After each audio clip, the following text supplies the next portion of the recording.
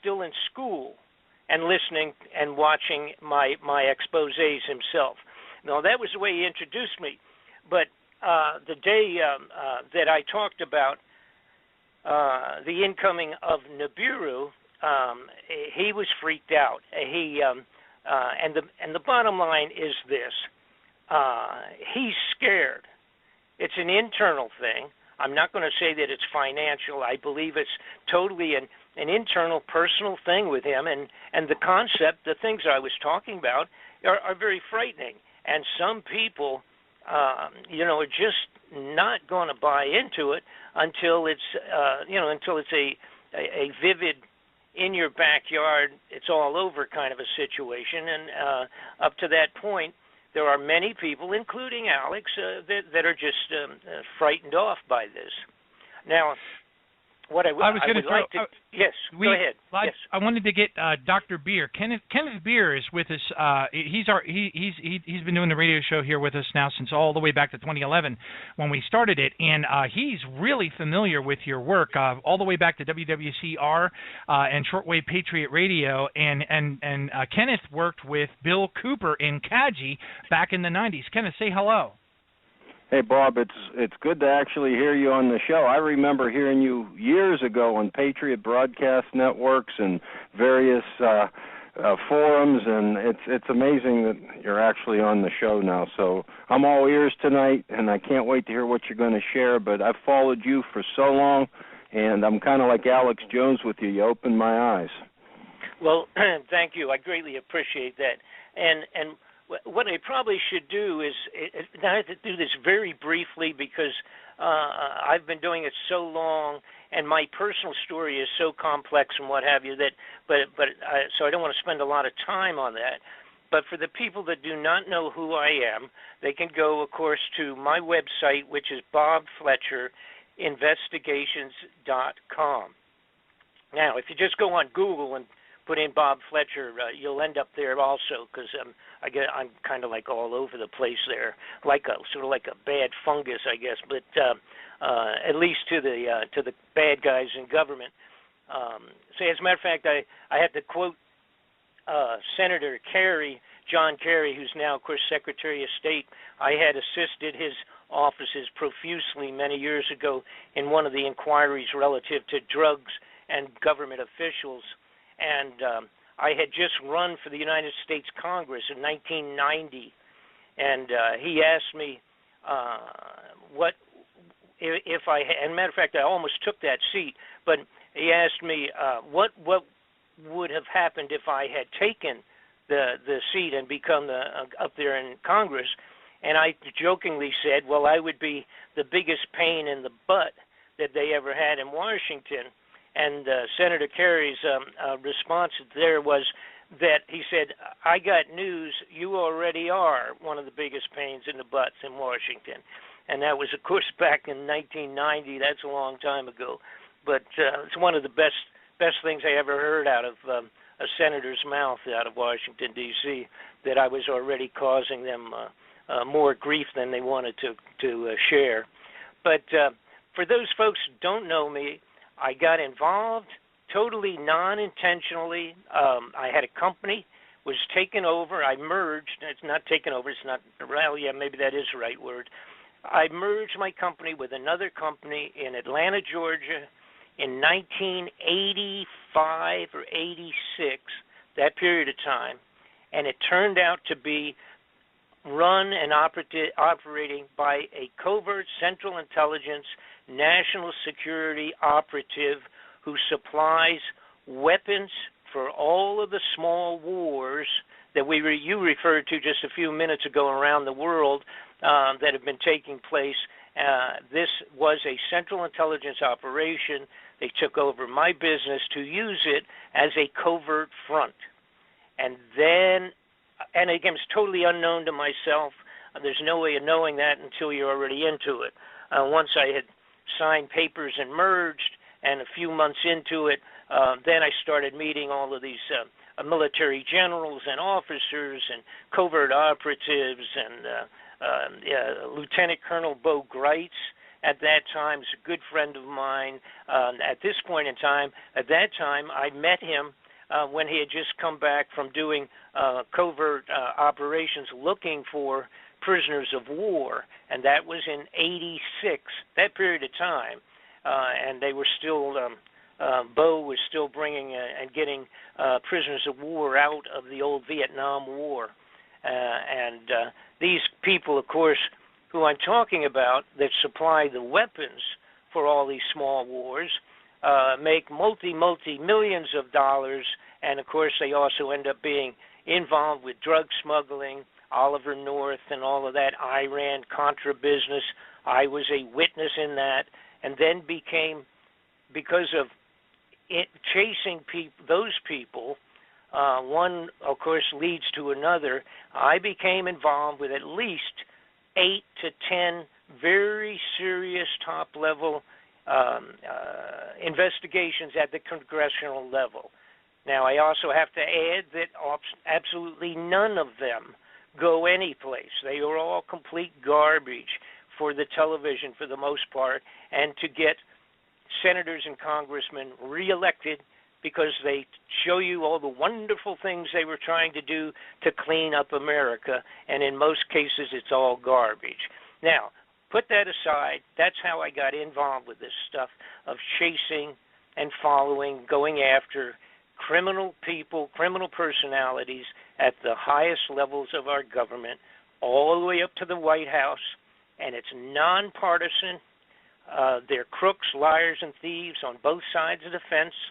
Anybody that goes up there as an honest congressman, and I will use Sonny Bono as a perfect example, anybody that gets in there and goes and ends up getting into the Senate and the Congress, that basically at the very beginning they kind of pull you aside and have a little meeting with you, which basically means that if you come up here and cause a lot of grief, you'll not be back here again for a second term.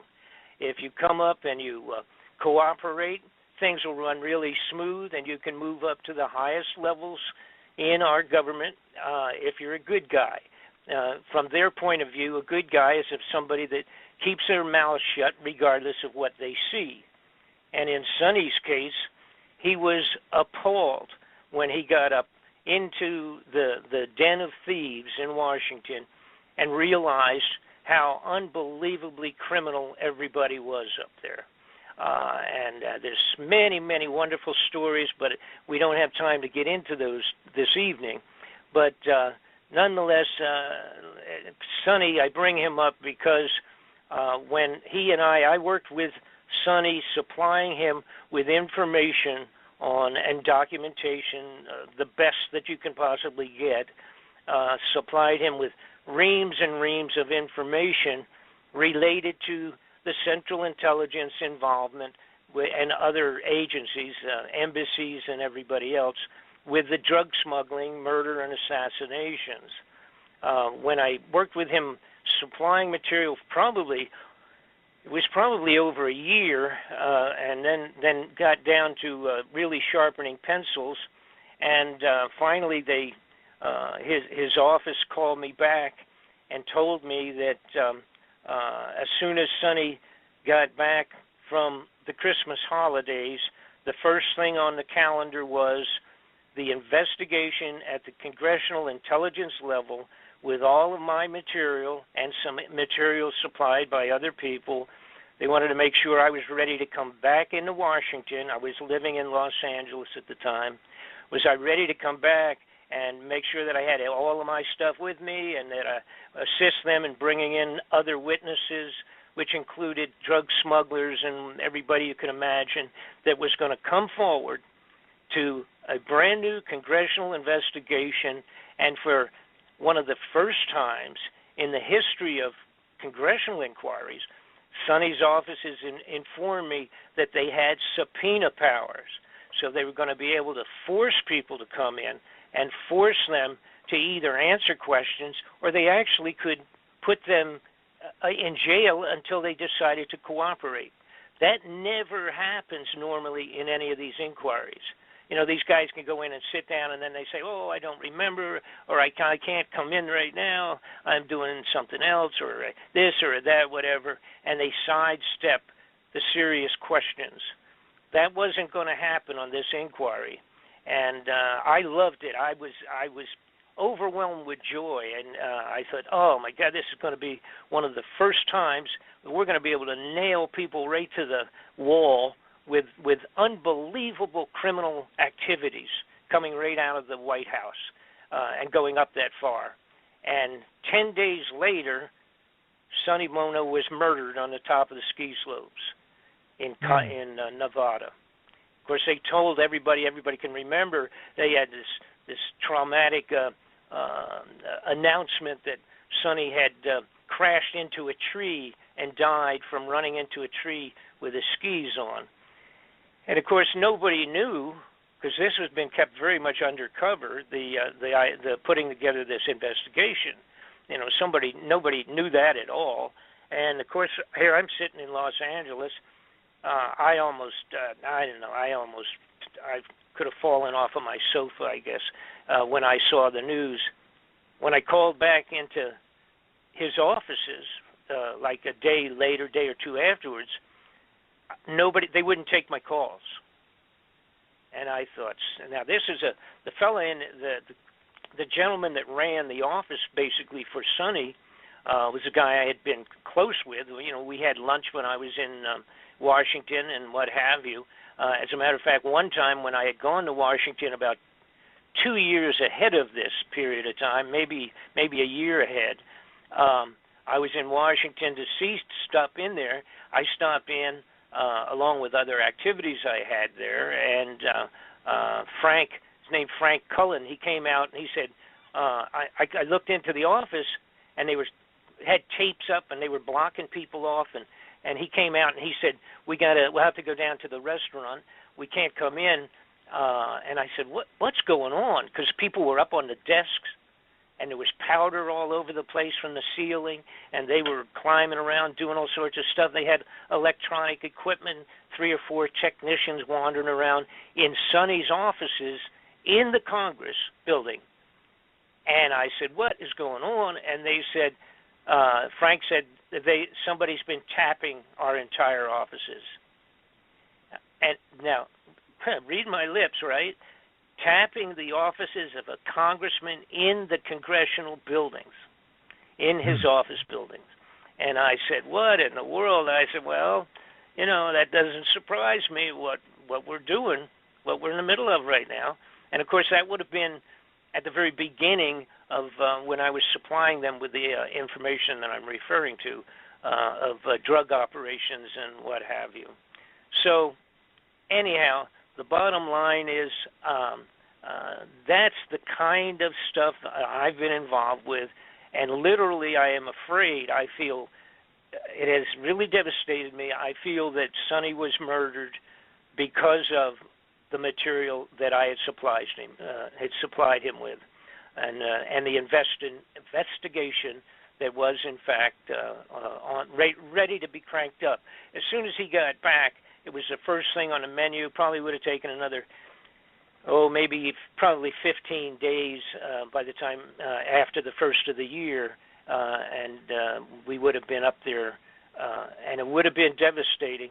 I have live audio and I have live videos of Kuhn, one of the biggest drug smugglers in the world out of Burma, pulled out his records, and it was videotaped by Lieutenant Colonel Bo Greitz. He actually videotaped it when Kuhn saw, this is a drug smuggler in Burma that was the primary supplier of opiates into the free world for many years. He has 40,000 soldiers on the mountainside in Burma. So this is not like 5 guys, mixing funny white powder down in Mexico someplace. This is a huge operation with truckloads of the opiates coming out of the top of the hill in Burma. And he had live, which I supplied to Sonny, live recorded videos of Khonsa's entire distribution leadership in Chinese with their books. They open their books up going back many, many years, naming the Central Intelligence and ambassadorial level persons that had bought the drugs and set up the financing with the mafia, et cetera, read their names live out of the books on the hillside in China, in Burma. And that's the kind of evidence I had supplied, along with documentation and what have you, connecting right into people like Richard Armitage, who was Assistant Secretary of Defense for the United States of America under the Bush administration. Anyhow, that's the type of stuff I've been doing. So now let's figure out how that relates to the incoming of the possibility of NIBIRU headed back in close to the to the Earth. What had happened a few years ago, I got looking into the extraordinary amount of money that was disappearing from the United States. Now, originally, I got to actually admit, I didn't know anything about Planet X. I had heard about it. It's one of those things, like so many millions of things. You hear about stuff, but then if it doesn't move to the forefront or you're not directly involved with it, like in my case, if you're not directly involved with it, it's like just sort of out there, and nobody could. There was no real good evidence, as far as I was concerned, many, many years ago, to ever pay any attention to it. But when I started looking into the money that was disappearing, now what am I talking about? For one thing, I'm talking about is that all the gold in Fort Knox is gone. It no longer exists. It has been taken, stolen, removed. All right. Now, when I say all of it, whatever, maybe I'm talking about 97% of it or whatever. There's always a couple of roomfuls of gold that people could look at, but that wouldn't mean anything, because if you didn't see all of it, or you didn't have an accounting of it, an audit of all of it, it really doesn't mean anything. We have the big building in Fort Knox that's supposedly filled with it. And then, of course, we have it in New York City and a couple of major banks. They have some of it put away and, behind bars, if you will. And you could go there and probably still see some. They still have it in a few other locations. But for the most part, when you're talking tons of gold in gold bullion, tons and tons of it like there was at one point in time, that's not there anymore. That's just gone. We have about in 2010 or 11, whenever it was, after the financial banking crash around the world, the global pinch, all right, that affected everybody, 2008, 9, 10, that period of time, the banks or those banking entities from Germany and a few other places, they came forward over here to the Federal Reserve and they said, we need a couple of tons of our gold. They have, all those nations around the world have deposited their gold, but huge amounts of their gold, at the Fort Knox vaults as a security situation, because some of the nations have always been a little shaky since World War II, and they worried basically about random overthrow of the governments or whatever, that type of insurgencies and what all. So they had put tons and tons. I believe the amount that Germany had in there was 1,500 tons of gold, just themselves. Well, anyhow, they came forward and asked for it, and the Federal Reserve said, oh, no, you can't get it right now. Uh-oh, what's wrong with that picture? If you got a couple $1,000s of mine, I would be upset. But if you had a couple 1,000 tons of gold of mine, I would really be upset. It's kind of figures that the average guy can't even perceive. So following that, there were several other nations that came forward they asked for their gold, and they were told the same thing. And interestingly, they were told to kind of get back in 2020, in the year 2020, they could probably get a good audit or some of their gold. That was kind of what the original answer was. And then, of course, we had Ron Paul came forward in Washington, and he has for several years said he wants an audit. You know, we require an audit. The United States wants to know if the gold is there, because he agrees with me, and that is that it's gone. And, of course, they told him the same thing. Basically, they just said, go away. You have no right to even require or request at the senatorial, congressional level that you do not have the right, because that's the way it's set up in terms of the Federal Reserve creation and regulations. Nobody outside of their own group of bankers had the ability to audit or even request an audit. And, of course, that doesn't happen. You know, that's kind of like having Al Capone keep track of the mobsters for you or something like that. So that doesn't happen. Right. All right. So now we have now that kind of like really bothers me, and I'm listening to that and watching that and all, and I thought, you know, what's wrong with that picture? And then Donald Rumsfeld, the guy that was in charge of the Department of Defense at that time, came forward on the floor of the Congress. Now, this is important. It's the date that he did this, the day before the 9/11 terrorist event in New York. Rumsfeld came forward on the floor of the Congress and said that he had lost, the Department of Defense had lost $2.3 trillion.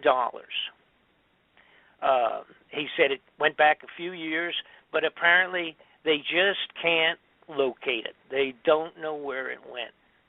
$2.3 trillion over about 10 years. Then, of course, we had the next day was the event that occupied the news for the next 7-8 months, for crying out loud, and that was the outrageous event in New York City. End of story. You never heard again. You never heard a word about Rumsfeld and the Department of Defense missing and losing their money. And by the way, that amount of money equals $8,000 for every man, woman, and child in the United States of America. That's how much that is. Wow. Okay, so let's move forward. What else bothered me? The woman who is in charge of keeping track of the Federal Reserve distribution of funds from the Federal Reserve into international banking, she came out and somebody asked her on the floor of the Congress in an inquiry that they had understood that somehow there was $9 trillion off of the books progressively over the last few years of the banking Federal Reserve being lent out to people, bank systems in Europe, but that they understood it was quote-unquote off the books, and it was not really definable as to where it had gone. And she had not acknowledged that that was a fact. So there's $9 trillion. Now, we're not even talking billions. We're talking trillion here. And again, it was progressive over a period of time, but basically she said that she would look into it. But, yeah, she understood there was sort of a, again, they just were not positive where it had gone to. So, anyhow, done deal. There goes $9 trillion. By the way, that works out to about $30,000 for every man, woman, and child in the United States of America. So we're almost getting serious money here. So anyhow, when I put all this together, and then there was many, many other outrageous situations with huge, gigantic amounts of money just vanishing progressively over 10, 15, 20 years. So now you got to realize, see, there's no way to money launder $1 trillion. Not you can't, $1 trillion. And we're talking 2.3 vanished from the Defense Department. If you were slick enough to embezzle that out of the funding of the Defense Department, You can't go to the local bank and hide it in your safety deposit box. All right, not even Pablo Escobar, the drug smuggling operations, they couldn't do anything with that. So I sat, and I was thinking, what in the world? Where could money like that go to? What are we talking about here? And again, it's 20, 30 years maybe altogether. This is a total outrageous volume vanished. And then I remembered somebody in '94 had come to me, not just one person, but many people, and I was involved with a bunch of different things, and I testified before the U.S. Intelligence Committee myself in Washington on a couple of things. And the bottom line was, I recalled somebody saying, Bob, are you familiar with the underground facilities that they're building all over the United States? These giant underground hideouts. And of course I said, well, I was familiar with some of the military operations, of course, and I knew we had some of the biggest and best underground facilities on Earth for NORAD and that type of operations. And then of course somebody said, well, I'm talking about like even at the Denver airport is a giant underground facility. And of course I had a friend that was real close to that, and a couple other people that were involved in the financing and what have you of government and all of that. So I was familiar, and I also was familiar that had gone from being a construction of a fancy airport into being extraordinarily over budget. I mean, they kept going, 40 million here, 60 million there, 20 million here. I mean, it just kept going right through the ceiling in terms of cost factor. And after they finished it in '95 and opened it up for use, I had gone with a friend of mine, and we snuck down underground into some of the facilities below, and they were huge. They were gigantic. We had tunnels and tunnels and all kinds of offices and what have, just all kinds of things underneath there. Had nothing to do with the airplanes coming in and out, and entire 7-floor buildings that were buried underground there and what have you. And today, now that was in '95, and I actually photographed and got some film, whatever, that actually somebody ended up stealing, but it doesn't make any difference because now we do have we have a lot more. I have live footage underneath these facilities as we speak. But the point was that was a heads up for me. And then I had remembered talking to some truck drivers, said they had gone from one facility to another facility, probably 800 miles away, driving in his 18-wheeler, 40-foot truck, making deliveries between different points underground. And by the way, we're talking about facilities so large that 2 lanes cross each other for 18-wheelers underground, and mag-levitated trains going as fast as the speed of sound underground from one location to another. So the next point in my process of looking into this stuff was also the realization that somebody had come to me. Here's what had happened. So I explain this. Once I got involved with all of this stuff and had been doing it for 30 years, I had so many people coming, and they would say, hey, I work for the CIA, or I work for this, or I work for that. And I mean, I would meet them in some cases face to face. Several of them became friends, and they would just say, "Look, I can't come out. I'll get blown away, But let me just give you this." And I would get a packet of information, or I get some photographs, or I would get this, or get that, or whatever. And that happened over and over again because so many of the bad guys were the same bad guys, interfaced with people 10, 20 years ago, and now they're mixed with a different group, maybe 3 or 4 other guys, and they're carrying out more covert operations around the world, doing A, B, and C. So that was what had happened to me. See, so it ended up where I was like a sounding board, and I used to, again, when different investigations came up, congressmen, senatorial offices, et cetera, would call me, and they would say, hey, we're looking into this. Do you have anything with this guy and that guy or that bank or this? And I would say either no, I don't, or I would say, oh, yeah, wait a minute. He was involved with A, B, and C over there 5 years ago. So that was what had happened. That was what had created my original lifestyle, if you will, and keeping me in this junk. So now let's get back to all the crazy stuff going on underground. I had somebody came to me and said, you know, these underground facilities, they're all over the United States, but to add to it, they're doing it all over the world, in the major nations of the world are doing a similar thing, building these underground hideouts. And they said, well, let me show you this in Russia. Let me show you what they're doing in China. Let me show you this. So then I started thinking, what in the world's going on? All of a sudden, these criminals have been stealing millions for their own pockets. Now they shifted gears, and they're stealing billions and billions, adding up to trillions, and they're building underground hideouts.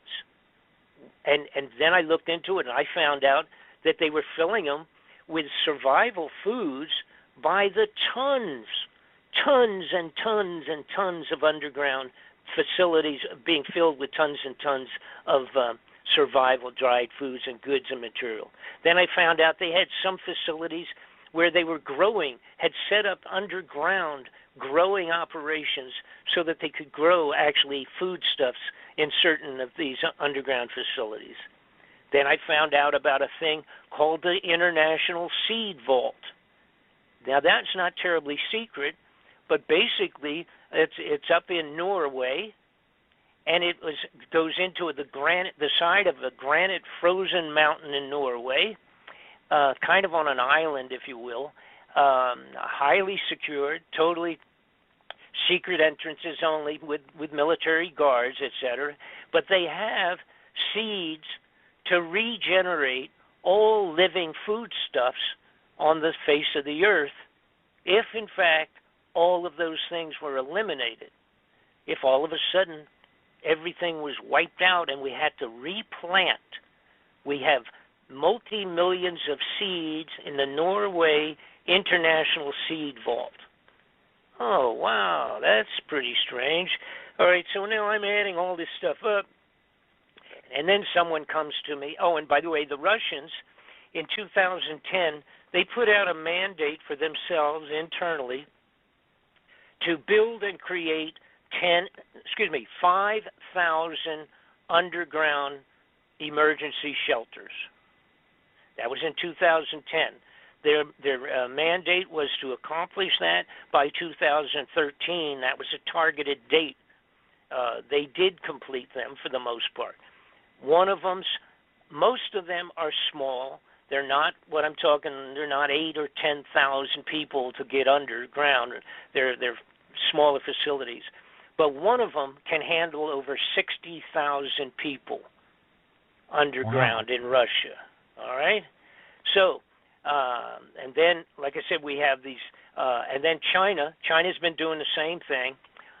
They have, and these are dug with these gigantic digging, tunnel boring machines that are so large, the bigger ones, they can go a couple of miles a day into the side of a mountain, and when they're done, back out, and you could drive an 18-wheeler down where they've been. That's it. Just punch a big hole, come back out, and you could drive an 18-wheeler facility into the side of a mountain or underground. So that's how they're built in terms of the basic drilling of these things. The Red Chinese have one single drill that is 3 of them in tandem, big enough so that they go into the side of a mountain, pull it out, and 2 18-wheelers can go side by side, driving into or under the ground with these facilities. So the next point obviously was, what in the world, what is the possible reason for this kind of expenditure of funds? And by the way, see, if anybody wants to know, everybody ever scratch their head and say, how come they don't fix 50,000 bridges and tunnels and what have you in the United States of America, all of our infrastructure? They haven't spent a penny on that stuff in 30 years. We have bridges today with 1 million cars going over it every day into major cities that technically should be condemned. And the numbers of that, by the way, and of course all this stuff, a guy can individually look up on your computers. You want to find about, just put something in your computer like Google, like infrastructure problems in America, and put that up, and you see the figures. It'll blow your mind. But they're not doing anything. They're not doing anything on any of that stuff. The money is not there. Where's all the money? The money is underground in these hideouts for the elite. They then also spent in the last few years millions and millions of dollars buying military equipment for the police and the sheriffs and for security operations, bullets, machine guns, under the title of, how about the Forest Rangers with 15 million bullets purchased under their name? Not only Forest Ranger, how about the Internal Revenue Service? Thousands of bullets and machine guns and that type of stuff. All right? So we say, what's that got to do with it, Bob? Well, it has to do with social riot control up on the top of the ground when the elite are down under the ground. And then finally it came to me, exactly, I don't remember what it was. Maybe I told some people I was looking into all these different things, and somebody simply said, NIBIRU Planet X has been finally really discovered, and it's coming back. So then I started doing some snooping because I didn't even know what they were talking about. And I said, I remember something about that. And back, as a matter of fact, in the 50s and the 60s, it was like in Look magazine, Reader's Digest, and for all of our young people out there, these were big, important magazines in the United States that were better than most of the newspapers. And they had done stories about Planet X in the early 50s and 60s. But at that time, they said, even if it was really found and located, don't worry about it because it's 50 or 60 years from now, right? Uh-oh. Guess what, guys? It's 50 or 60 years since they wrote those stories, okay? So now's the time you do start worrying about it. Somebody brought to my attention a fellow named Zachariah Sitchin. It's a guy that had done had gone into the Sumerian clay tablets. By the way, there was like thousands and thousands discovered over there in Iran, going back 4,000 years. And he deciphered them and discovered that there was this planet called NIBIRU, which is Planet X, or part of the same small system, that was coming around, had come around several different times, but it had been written up in these clay tablets that basically that was what had generated Noah's floods. One of the close passings of this Planet X, NIBIRU, was what had created the floods in Noah's time. Now, there's always all kinds of, because when you start going back 1,000, 2,000, 3,000, 4,000 years and deciphering things and analyzing them and all, it takes an awful lot of study to do the right comparisons as to time and date. The dates have all changed. Calendars had changed. There's differences of biblical time relative to calendars and timekeeping relative to other nation states at that going back that far in antiquity. But the Bible writes about it. The Quran writes about it. There have been cave drawings and writings on the walls that writes about it.